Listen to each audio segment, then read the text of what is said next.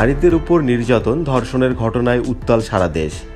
বিশেষ করে ছোট্ট শিশু আসিয়ার মৃত্যুর পর অফলাইন অনলাইন সহ সব প্ল্যাটফর্মেই ধর্ষকের শাস্তি মৃত্যুদণ্ডের দাবি জানানো হয়েছে।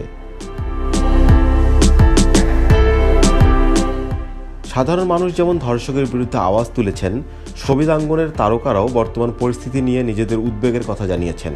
তেমনই এক উদ্বেগের কথা শোনা গেল অভিনেত্রী জিনাত শানু স্বাগতার কণ্ঠে। অভিনেত্রী জানালেন, তার পরিচিত এমন অনেকেই ধর্ষকের বিচার চাইছেন।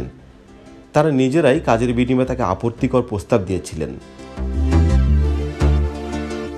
শুক্রবার 14 মার্চ নিজের ভেরিফাইড ফেসবুক অ্যাকাউন্টে দেওয়া এক স্ট্যাটাসে স্বাগতা লিখেন, আমার নিউজ ফিডে প্রচুর পুরুষকে দেখেছি যারা ধর্ষকের বিরুদ্ধে জোর প্রতিবাদ জানিয়েছেন, কিন্তু এর মধ্যে অনেকেই আমাকে কাজের বিনিময়ে শোয়ার শর্ত জুড়ে দিয়েছিলেন। রাজি হয়নি বলে চিরতরে কাজের সুযোগও বন্ধ করে দিয়েছে। প্রশ্ন হচ্ছে, তারাও কি ধর্ষক নয়? দর্শক, আপনারাও কি স্বাগতার সাথে একমত? মতামত জানান কমেন্টে।